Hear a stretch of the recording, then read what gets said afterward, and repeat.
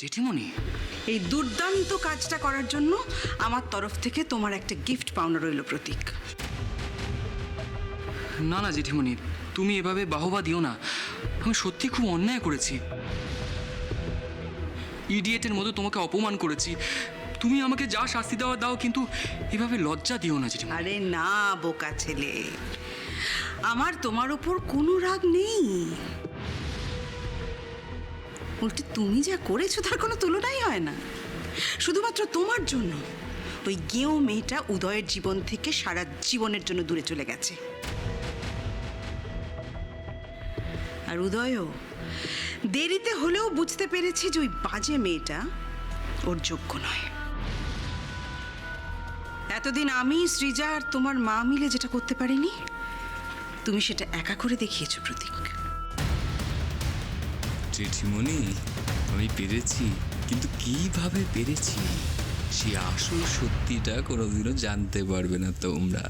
যাক, ফাইনালি দিদির সামনে কলার তুলে ঘোরার একটা সুযোগ এলো। এমনি এমনি কি আর বলি, আমার বাবুই বেস্ট। কি তোমরা মুখ গোমড়া করে দাঁড়িয়ে না থেকেই আনন্দটা সেলিব্রেট করার ব্যবস্থা করো। আজ উদয় ফিরলেই ওর জীবনটা এমন আনন্দে ভরিয়ে দেবো আমরা যে ওই মেয়েটার সঙ্গে সঙ্গে ওর অতীতটাও জাস্ট ভুলে যাবে। ঠিক আছে ঠিক আছে বৌদি, আমি এক্ষুনি ব্যবস্থা করছি। চল। সেলিব্রেট করো জেঠিমণি, খুব ভালো করে সেলিব্রেট করো। আমার ফার্স্ট স্টেপটা সাকসেসফুল হয়েছে, এবার ধীরে ধীরে বাকি স্টেপগুলো সাকসেসফুল করতে হবে।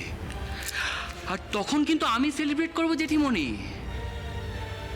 আর তোমরা তোমরা চলে পুড়ে শেষ হবে।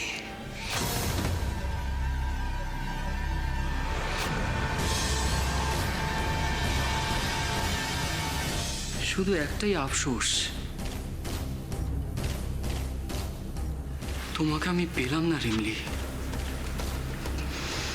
তবে প্রতীক মুখার্জি এত সহজে হাল ছাড়ার বান্দা নয়। আমার গায়ে হাত তুলেছিলে না, এবার তুমি পৃথিবীর যে প্রান্তেই থাকো না কেন, আমি তোমাকে ঠিক খুঁজে বার করে শোধ তুলবই।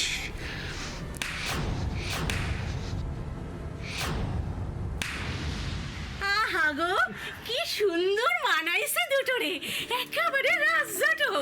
কাকি, হ্যাঁ কেমন আছো? আর বিধানদা আর সমীরদা কেমন আছে? সবাই ভালো আছি রে, সবাই ভালো আছি। থাক থাক ও থাক।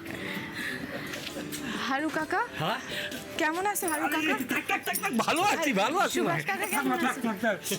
এইবার না ফসলটা খুব ভালো হয়েছে, আর ভালো দামে বেচতে পারছি, আর কি চাই করে। তবে এই মোড়ল মশাই শয়তানি একখানি খুব কাজে লাগছে আমাকে। কি গো? এই যে ভগবান তব দুইজনরে যদি জুটি না বাইন্দা দিত, তাইলে কি জামাই আমরা হাজার তপস্যা করে পাইতাম না।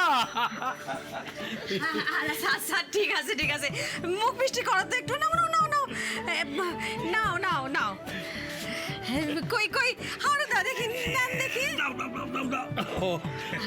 সুভাষ দা,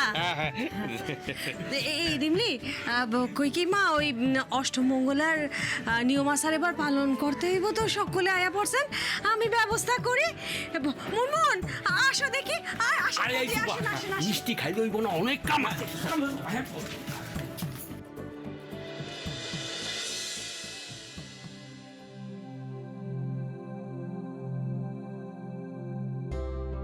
দেখো রিমলি, তোমার মামা মামি কষ্ট পাক সেটা আমি চাই না, কিন্তু এই বিয়ের কোনো অর্থ আমার কাছে নেই।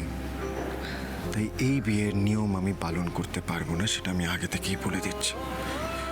উমা দেখো গো, জামাই আমাগো রিমলিরে একেবারে চোখে হারাচ্ছে, একেবারে কাজ ছাড়া করছে না।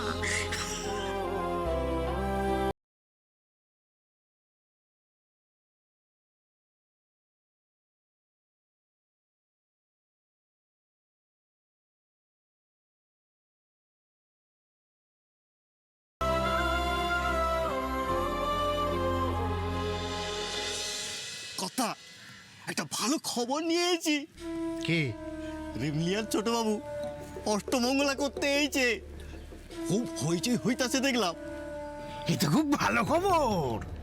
শোন, তুই এক কাজ করবি, ওই ছোটবাবু কখন ঢোকে কখন বেরোয় সব কিছু দেখবি, মানে ওই মাধায়ের বাড়ির উপর তুই সব সময় নজর রাখবি। ঠিক আছে কর্তা। মোরলদারে যে এত তাড়াতাড়ি বাগে আনতে পারবো এই তো আমি চিন্তাই করতে পারি নাই।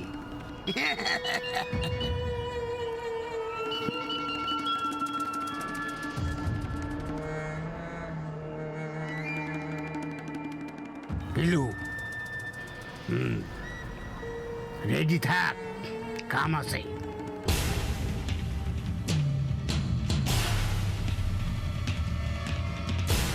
শোনেন, এই মাসের বাগের টাকা তো আপনার আমি দিতে পারুম না। কাজের সবটাই তো আমাকে সামলাইতে হয়।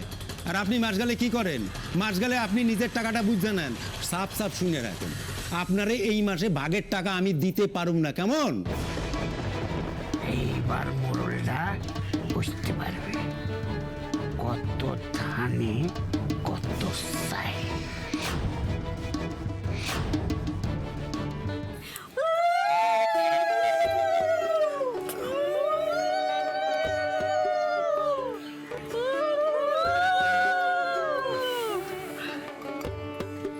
আরে ও কলমি, যাও জল মালা বিয়ের চালগুলো সব নিয়ে এসো। হ্যাঁ আনতাছি, সব অহরি আনতাছি আনতাছি আনতাছি।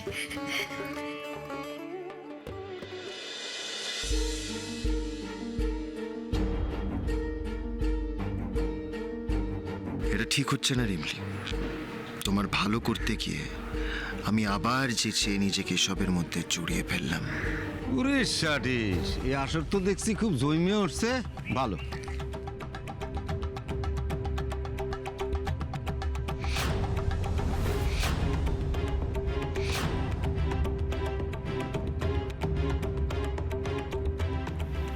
মোড়ল কাকা, ভালো ভালো, খুব ভালো। আপনারা আইছেন না, শুননাই না, কোনো অপেক্ষা করলাম না, সুইটটা চলে এলাম ছোটবাবু। আর ছোটবাবু, আপনি তো জানেন আপনাকে বিয়েটা তো আমি দাঁড়িয়ে থেকে দিছি, তাই না? হাজার হোক, সেই জন্য আর কোনো অপেক্ষা করলাম না, সুইটটা চলে এলাম। কি বুঝলেন? আজব কাণ্ড, এ প্রতিবার গন্ধ পেয়ে যায় নাকি যে আমি এসেছি?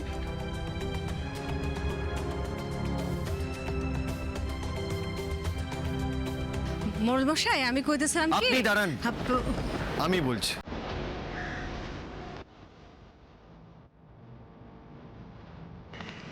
চল, আসুন আসুন আসুন আসুন আসুন আসুন আসুন, এদিকে আসুন। কি হইল? কি ব্যাপার বলুন তো, কি ব্যাপার? মানে আপনি এখানে এসেছেন কেন? মা, কি যে কন না, আপনি অষ্টমঙ্গলায় আইছেন এই বাড়িতে, গ্রামের লোকেরা ফুর্তি ফার্তা করতে আছে, আর আমি এলে দোষ। দেখুন, আমি কিন্তু আপনাকে জানি জানি জানি, আপনি তো ওই রিমলিরে রাখতে আইছেন, সেটা আমি খুব ভালো করে জানি। সেটা আপনি জানলেন কি করে? মা, আমি জানুম না এমন জিনিস আছে নাকি পৃথিবীতে? আর তাছাড়া ডিল ফাইনাল হইব, আমি থাকুন না, এটা হয় নাকি? দেখুন মোড়ল মশাই, রিমলি বা রিমলির পরিবারের গায়ে যদি একটা আঁচড়টুকু লাগে না, তার ফল কিন্তু ভালো হবে না। কথাটা যেন মনে থাকে।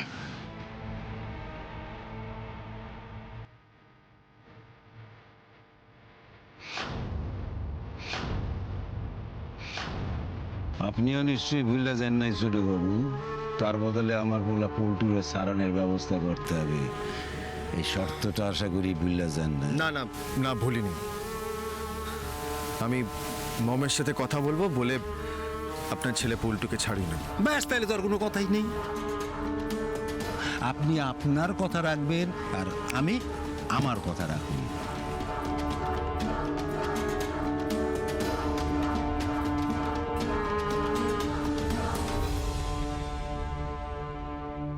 গাড়ি বাবু,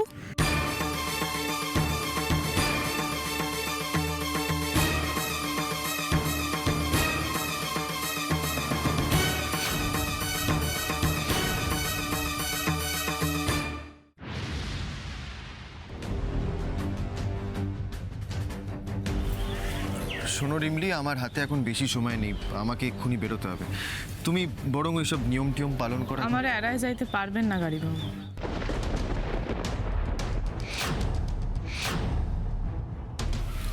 আপনার লগে মোড়ল জেঠুর সব কথা আমি শূন্য ফেলাইছি গাড়ি বাবু।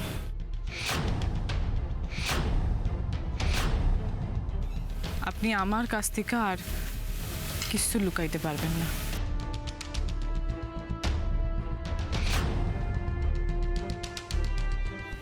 কিন্তু কেন গাড়ি বাবু, আমার পরিবারের জন্য আপনি এত কেন ভাবতেছেন? কি কি কি কি করেছি আমি তোমাদের জন্য? আপনি তো আমারে এখানে রাইখা যাইতে আইছিলেন গাড়ি বাবু, তাহলে আমাদের জন্য এত ভাবনা কেন? কত বিপদের মধ্যে পইরা আপনার এই মিথ্যা অভিনয় করতে হইতাছে, আমি বুঝি গাড়ি বাবু। কিন্তু হঠাৎ আজ আমাগো পরিবারের বাঁচানোর জন্য এত ভাবতাছেন কেন?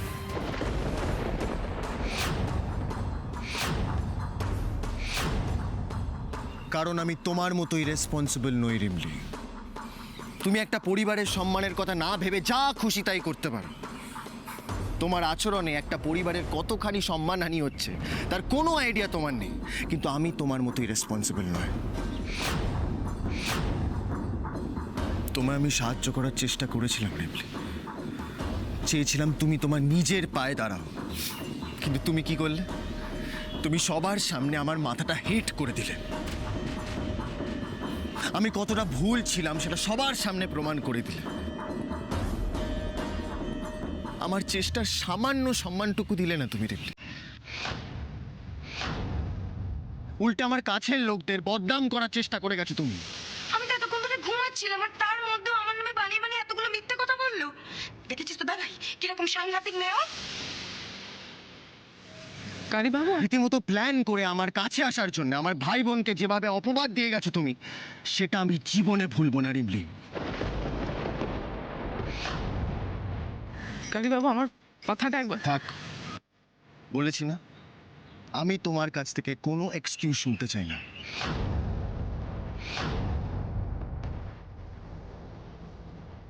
তবে চিন্তা করো না রিমলি, আমার কর্তব্যে কোনো গাফিলতি হবে না। একটা সময় তোমাকে নিজের পায়ে দাঁড় করানোটা আমার কর্তব্য ছিল রিমলি। এখন তোমাদের সুরক্ষিত রাখাটাও আমার কর্তব্য। যেটুকু আমার দায়িত্ব সেটা আমি করে যাব, ব্যাস। কিন্তু ওই ছেলেটা বড় খারাপ গাড়ি বাবু। ও যদি সারা পায় না তাইলে তাইলে গোটা গাটা সব বনাশ করে ফেলাইব। ও সারা পড়লে অন্যায় হইব গাড়ি বাবু। তুমি ন্যায় অন্যায়ের কথা বলছো রিমলি? গাড়ি বাবু আপনি থাক, দয়া করে আমায় জ্ঞান দেওয়ার চেষ্টা করো না।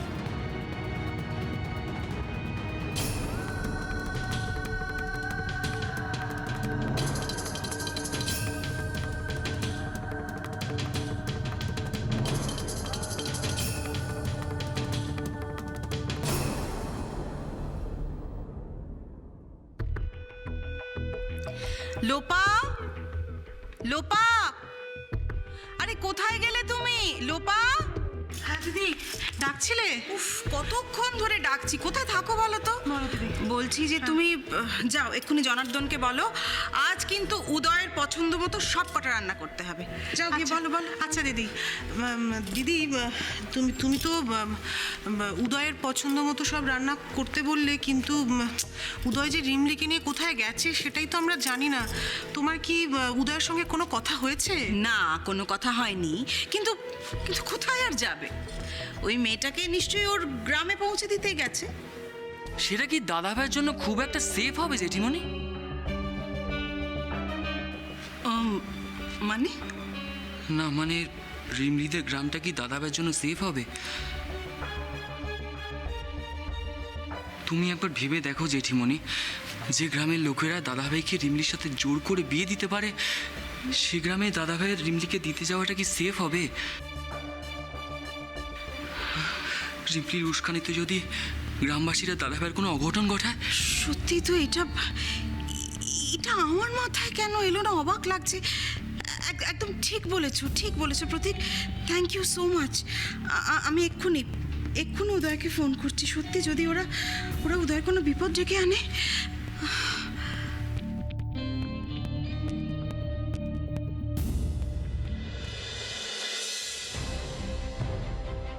ছোট বাবু, মোড়ল মশাই কি কইতেছিলেন? আবার কোনো মতলব নাই? আমি যা করার করে দিয়েছি, শুধু আজ কেন, আর কোনোদিনও আপনাদের মোড়ল মশাইকে নিয়ে চিন্তা করতে হবে না। ভবিষ্যতে মোড়ল মশাই যাতে আপনাদের ডিস্টার্ব না করে তার ব্যবস্থা আমি করে দিয়েছি। হে আপনি কি করেন ছোট বাবু? কথা বলে নিয়েছি ওনার সাথে। রিমলি, হ্যাঁ বলো মাম। উদয়, আচ্ছা বেটা, তুমি সেই যে রাত্রির বেলা মেয়েটাকে নিয়ে বেরিয়ে গেলে, তারপর কোথায় গেলে? আরে সেটা তো জানাবে। তুমি বাড়ির কাউকে কিচ্ছু জানাওনি। আচ্ছা তোমার কি মনে হয় বাড়ির লোকজন তোমার জন্য চিন্তা করবে না? সবাই চিন্তা করছে। কোথায় আছো তুমি? মম, আমি রিমলির গ্রামে এসেছি, ওকে এখানে রেখে যেতে। খুব সাবধান বেটা, ওখানকার মানুষজন যে একদমই ভালো নয় সেটা নিশ্চয়ই তুমি এতদিনে বুঝে গেছো। গ্রামের ওই লোকগুলোকে একদম দেখতে পারি না আমি।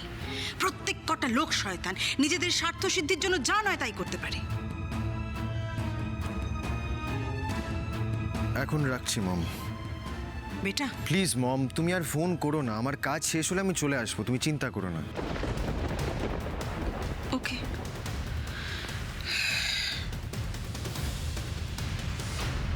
আরে যাও, পিরিখাল লয় আসো। আমাকে আরে জামাই, আর কতক্ষণ? এবার তো আমাকে নিয়ম কানুনগুলো শুরু করতে হইব। আরে জামাই বাবা, আসো আসো, আসো না, আসো আসো আসো, বসো বসো। দাঁড়া বাবা, আসো আসো আসো,